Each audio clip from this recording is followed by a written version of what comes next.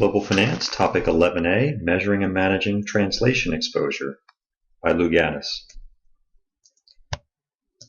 In this topic, we're going to look at the types of foreign exchange exposure. We'll talk about translation methods in FASB 52, the methods for managing translation exposure, and how to calculate translation exposure and gains and losses from changes in foreign exchange. There are three general categories of foreign exposure. Translation exposure, which is an accounting exposure, and that's just, you can think of it as just paper gains and losses as accounts in the balance sheet have to be restated for new exchange rates. Now, translation exposures will often lead to actual cash flow exposures. In the short term, we call them transaction exposures.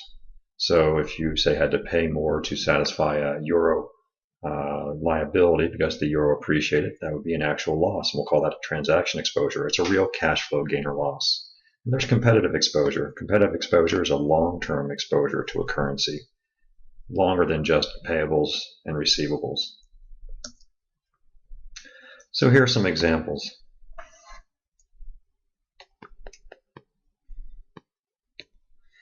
Translation exposure. An example of translation exposure would be a foreign subsidiary of a US-based firm records a 10,000 yen receivable at an exchange rate of 0.008 per yen.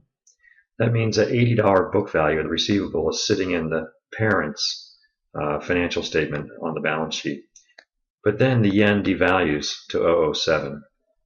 The book value of that now goes to $7, a loss of $10, and may have to be reflected as a loss to the parent company. Now, it will affect cash flows if the payment is actually made. In other words, the receivable actually comes in and they sell the yen at 7 and not 8.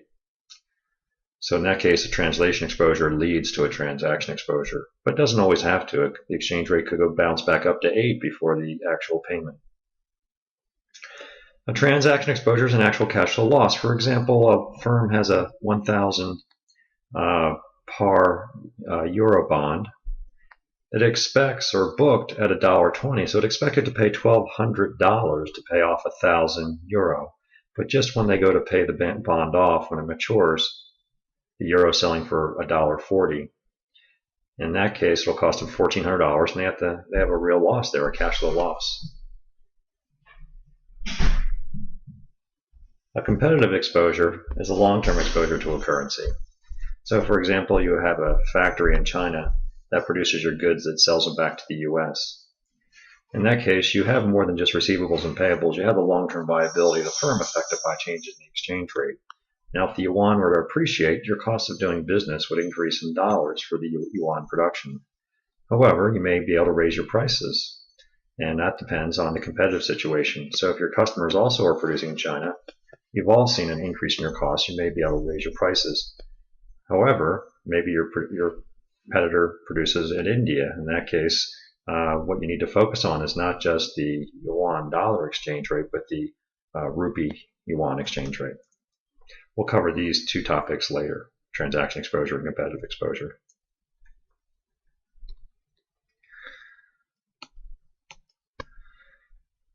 When we talk about translation exposure, transaction exposure, I will usually net the positions. So, for example, if a firm has 100 euro million accounts receivable and a 70 million euro accounts payable, both due in, say, a month, what we say is their net exposure is their long 30 million euro. In other words, they're a net receiver of 30 million euro.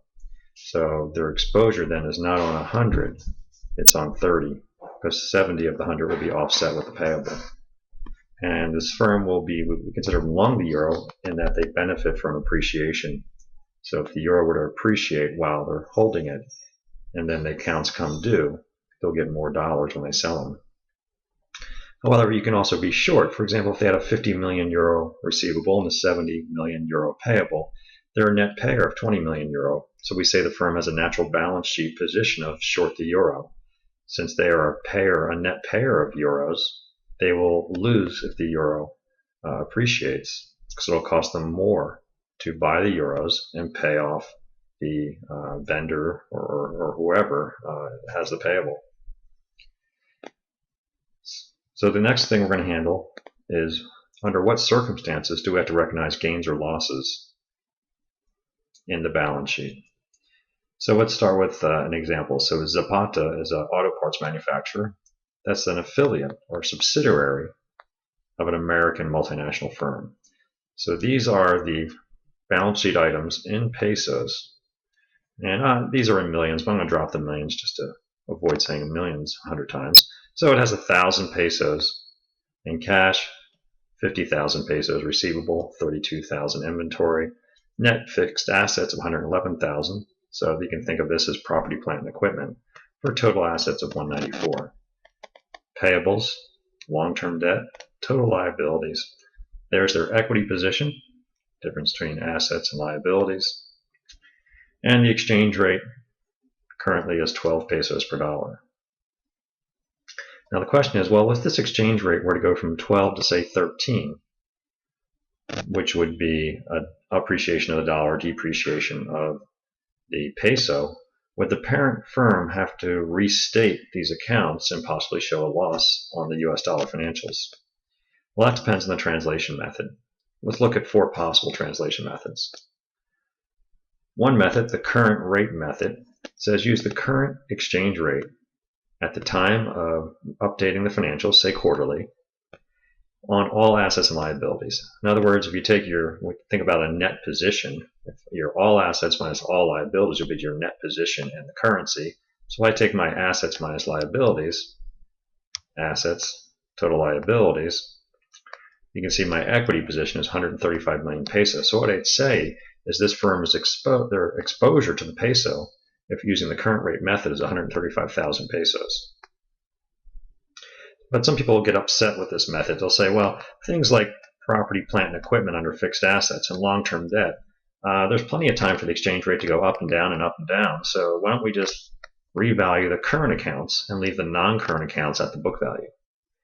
So if they did that, if I take cash and receivables and inventory, subtract off accounts payable, you can see in the short term, there's only 36,000 pesos we're a net receiver of. So let's just say we have a long position in 36,000 as our exposure. The next method is the monetary, non-monetary method. And this logic behind this is let's look at accounts that simply reflect sums of foreign currency. So, for example, property, plant, equipment, or fixed assets are not. Inventory is not an amount of currency. But if you look at these other accounts, they all just reflect a sum of pesos: cash, receivables, payables, and debt. So if I just take cash, receivables, payables, and debt, in this case, if I revalue those accounts, I'd say I'm short the peso. I'm a net payer of pesos. I will gain if it devalues. It would be cheaper for me to buy pesos and satisfy those debts. And then a hybrid method is a temporal method. Temporal method takes the non-monetary method and adds inventory. And the idea is inventory is really held to be converted to cash shortly. So we'll just add inventory to that account. In that case, we're long 24,000 pesos using the temporal method. Now the question is, what method do U.S. multinationals need to use? Well, up until 1981, under FASB 8, the temporal method was used, revaluing all monetary accounts and inventory, with gains and losses going to the income statement. Since 1981, under adoption of FASB 52, it's a little more complicated. It basically allows firms to choose between temporal method and a current rate method. So for a multinational firm, what this FASB 52 requires is for every subsidiary, you must state what the functional currency is.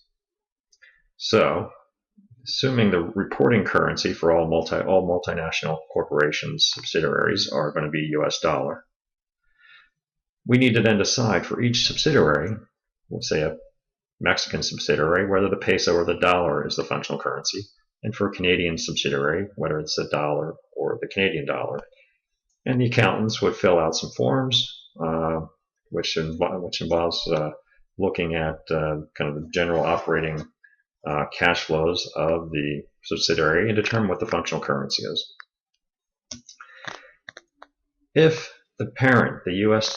multinational company, chooses the dollar, say our home currency, as the functional, that subsidiary will use the temporal method: monetary assets, liabilities, and inventory.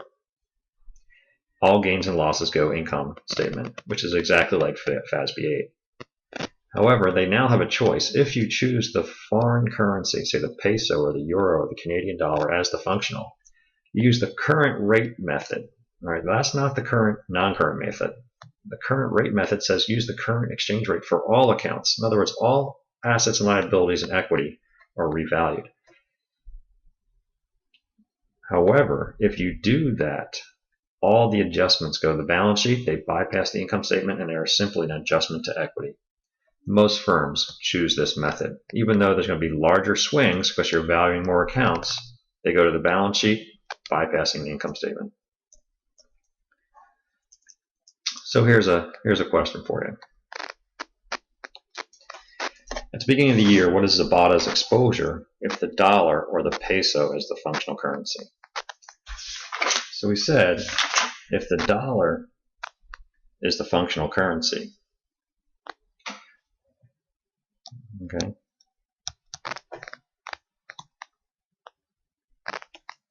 if the dollar is the functional currency, we're going to use the temporal method. Temporal method is monetary assets and liabilities. Monetary assets, cash, receivables, payables, debt, inventory.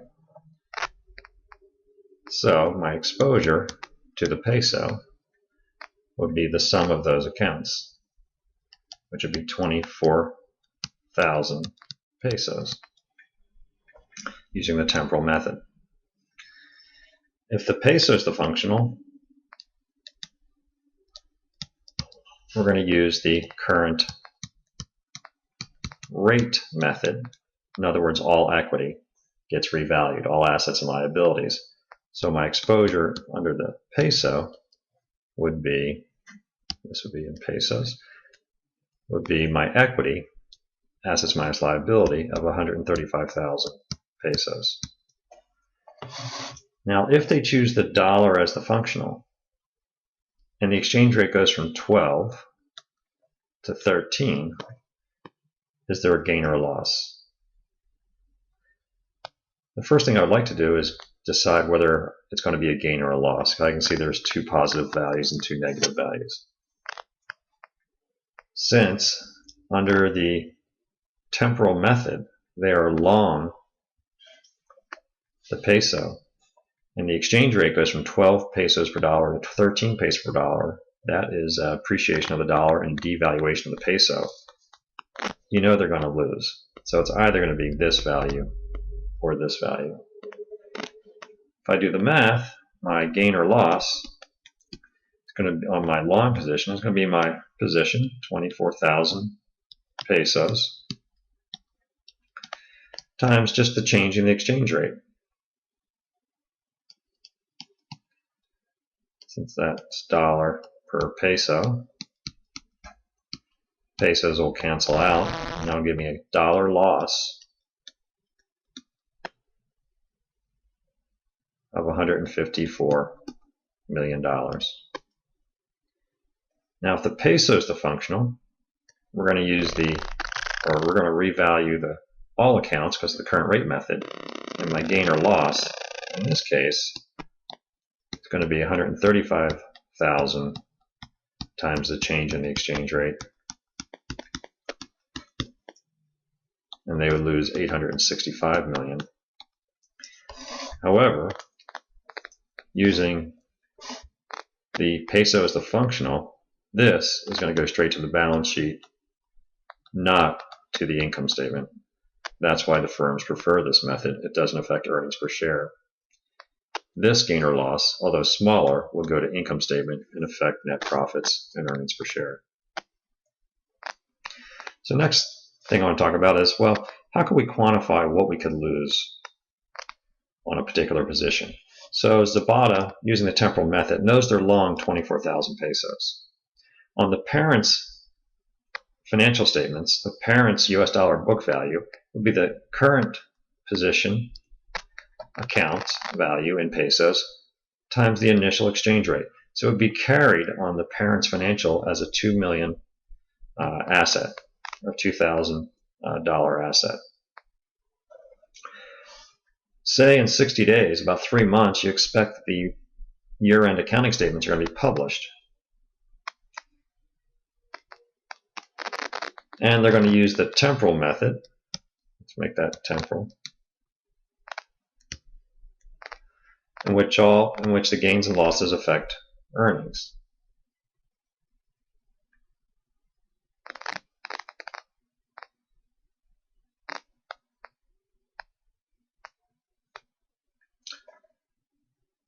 Okay, so in this case, we might look at a stress test. Say, what if we just say a plus or minus 10% change in the value of the peso? What would our gains or losses be?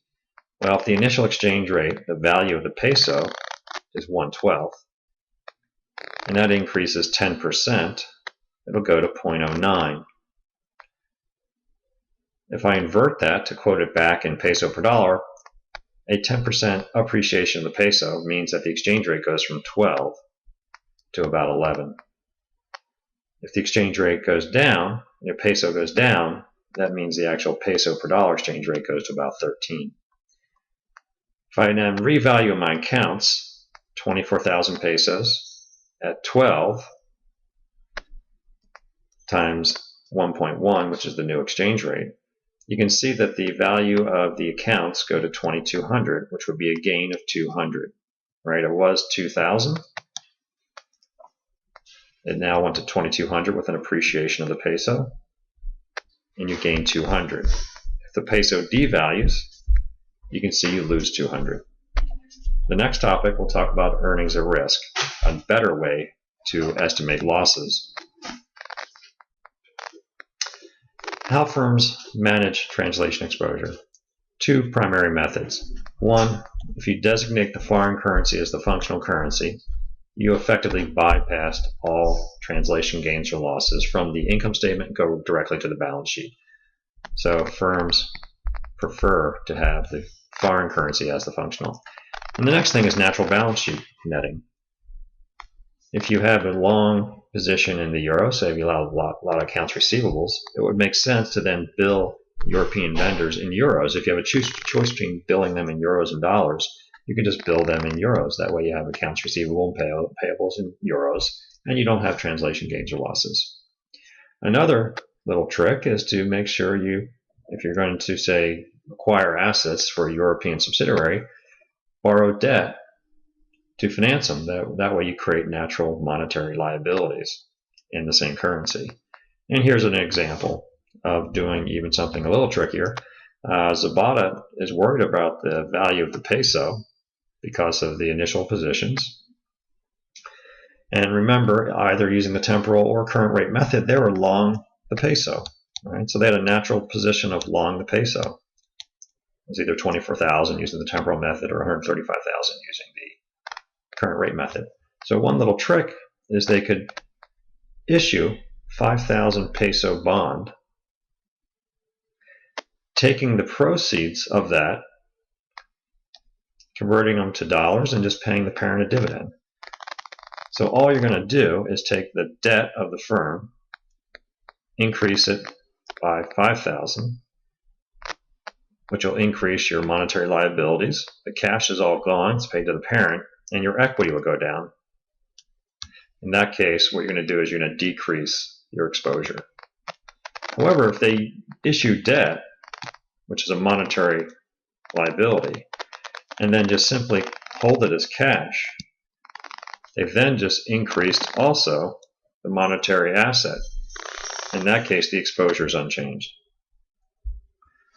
So the learning objectives for this podcast were to look at the types of foreign exchange exposure.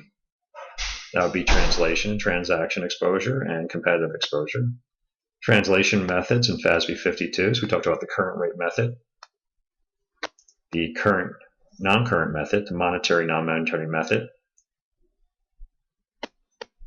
and the temporal method. And talked about how FASB 52 requires firms to choose a functional currency for each subsidiary. Based on that, the method is determined. And we talked about methods of managing exposure. So first you measure your exposure to a currency with, say, a stress test. And then you can choose to do some natural balance sheet hedging. For example, issuing liabilities in a currency in which you have a long position in. And we've calculated translation exposure based on the translation method. And we've calculated gains or losses on a currency. Gains or losses on the currency would just be the value of the position in foreign currency units times the new minus old exchange rate, where it's dollar per foreign, which will then give you a dollar gain or loss. Now be careful when you do these problems. If you are long, just say your net long position in the euro, you just enter it. If you're short, change the sign of the V and make it negative.